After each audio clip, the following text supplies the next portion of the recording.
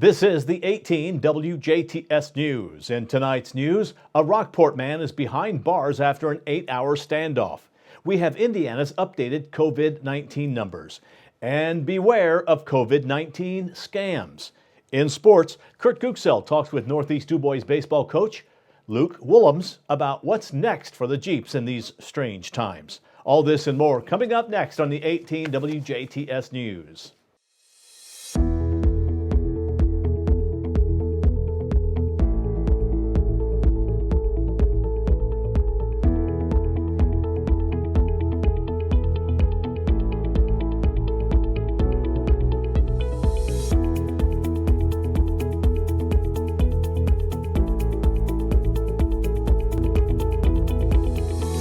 Thank you for tuning in. I'm Bill Potter with the WJTS News.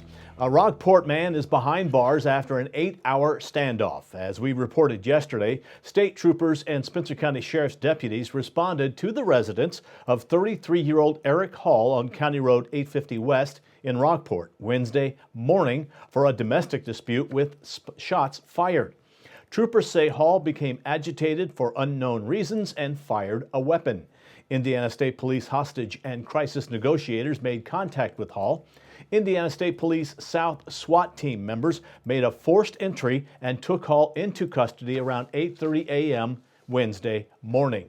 Hall was transported to the Spencer County Jail and charged with a felony count of criminal recklessness and a misdemeanor count of resisting law enforcement. Police say Hall's wife had fled the home before the incident. No injuries were reported. Indiana's COVID-19 numbers have been updated. As of Thursday morning, the Indiana State Department of Health is reporting 78 deaths, 3,039 positive cases, and 16,285 individuals tested. Here are the numbers for the surrounding counties. First of all, DuBois, 3 cases, Spencer, 1 case, Orange, 3 cases, Crawford, 1 case, Posey, 4 cases, Lawrence, 12 cases, Gibson, 4 cases, Warwick, 8 cases, Vanderburgh County, 23 cases. Davies, Martin, Perry, and Pike counties all have no confirmed cases at this time. To see a map of cases by county, head to in.gov/ISDH. Indiana Governor Eric Hoke, Indianapolis Mayor Joe Hogsett, and a coalition of business and community partners statewide have launched a social distancing campaign to help flatten the curve. The hashtag #InThisTogether campaign will help Hoosiers understand the importance of social distancing as the surge approaches. It will also provide access to helpful tips and information to stimulate a community-wide commitment to flattening the curve. These resources can be found at inthistogethercampaign.com. Governor Eric Hoke says that social distancing is the most important and effective tool to defeat COVID-19, and that if people act now, lives can be saved. And then the state can reopen for business, group activities, sports, and more. The campaign underscores the urgency of these social distancing tips, and please practice these. Stay home. Currently, staying home is the best way you can help healthcare workers and first responders. Essential businesses are still open, and everyone can go to grocery stores and pharmacy and medical care as needed. Avoid close physical contact. Remember to stay 6 feet away from people and practice healthy hygiene practices, including wash your hands frequently, avoid touching your face, clean and sanitize frequently, and cough or sneeze into your elbow. If you feel sick, stay home. If you have COVID-19 symptoms, call your physician and isolate yourself from others in the home. Stay connected with friends and loved ones. There are multiple ways, like video conferencing, that allow people to see each other from computers and smartphones. People are also encouraged to write letters, and you can call or text people to check in socially. Take care of yourself. This includes your physical and mental well-being. Staying home does not mean you can't go for a run or walk as long as you maintain a safe distance. Eating well, occasionally getting off social media, and getting a good night's sleep are also important. And support your community. Look for ways to virtually give back to the community. Call an elderly neighbor, say hi over the fence, offer virtual tutoring, or donate to an organization or community fund. For more information about this campaign, head to inthistogethercampaign.com. The Indiana Sheriff's Association is warning Indiana residents of current COVID-19 scams. Fake emails claiming to be from the CDC are being sent, containing malware or ransomware.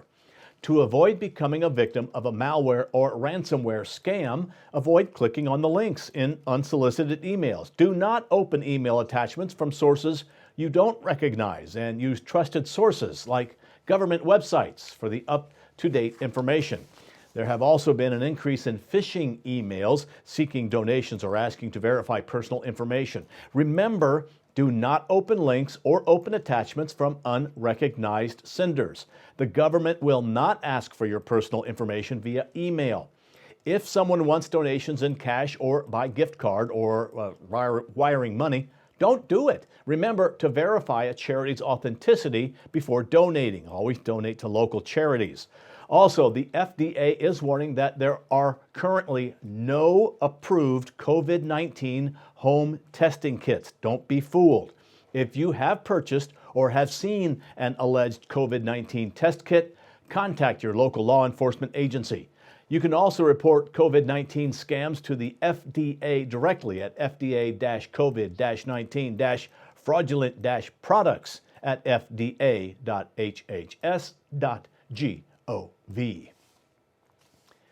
Healthcare providers are explaining the difference between isolation and quarantine when regarding those affected by COVID-19. The difference between isolation and quarantine is that isolation is for individuals who are ill. Separate people from who are ill and contagious from healthy individuals, and to restrict movement of people who are contagious to stop the spread of the illness. A quarantine is for individuals who have been exposed but are not ill. This applies to the separation and restriction of movement of individuals who are not ill but have been exposed to the contagious disease in order to prevent the spread of the illness. Either way, stay home. Healthcare providers are instructing their patients who present with COVID-19 symptoms to self-quarantine. Not everyone who has symptoms needs to be tested. Testing guidelines are set by the Indiana State Department of Health and must be followed. Testing does not change the treatment. You may be asked to isolate or quarantine yourself. Stay home.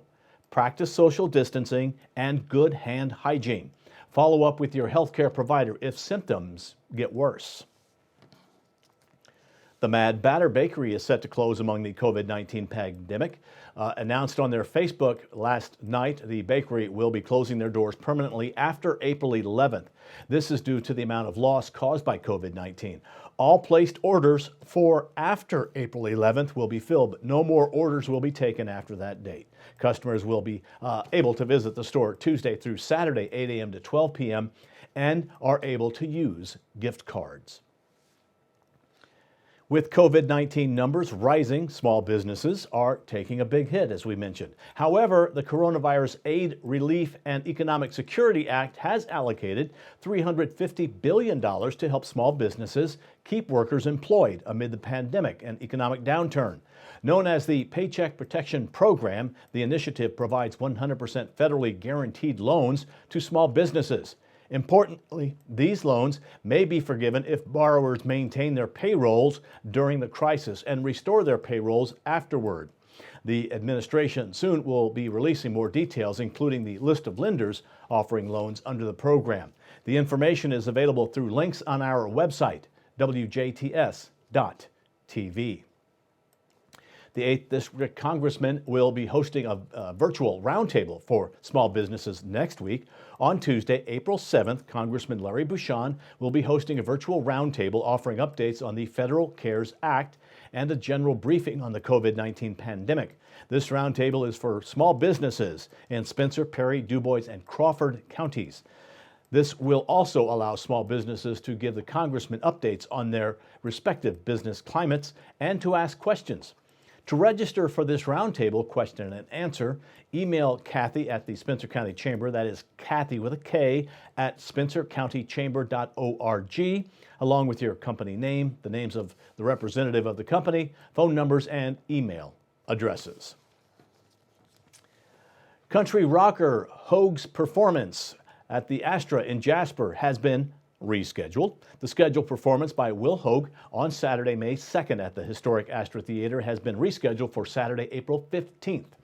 In addition to the change in date, Will Hoke's band will now be joining him for the performance. The original act was scheduled as a solo show, but by just Hoke himself. However, the new time frame allows for his band to join him. Darren Bradbury will be the opening act. In addition to Hoke's bandmates leads the second event change. The pricing for this show will now be $25 for reserved seating, tickets on the main floor and balcony, with a $40 VIP option. All tickets that were already purchased for this show will be honored for the newly scheduled concert. A refund for previously purchased tickets can also be obtained by contacting info@thenextact.org. Tickets are on sale now at thenextact.org on the web. Due to on-site gas line replacement work, the Ferdinand yard waste limb drop-off site on West 23rd Street is closed until the end of June. Ferdinand residents may use the temporary location on West 5th Street, just past 5th Street Park.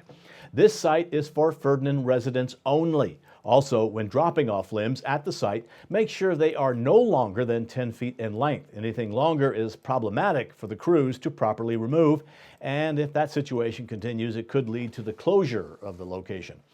Additionally, when bringing grass clippings, do not leave full bags at the property. Empty the bags and take them with you. Regarding lawn mowing, please do not blow grass on the streets. This is a violation of the town ordinance. If grass does blow on the street, please clean it up when mowing is completed. The town of Ferdinand thanks residents for cooperation. Also, a reminder that the Ferdinand spring cleanup has been postponed to a future date.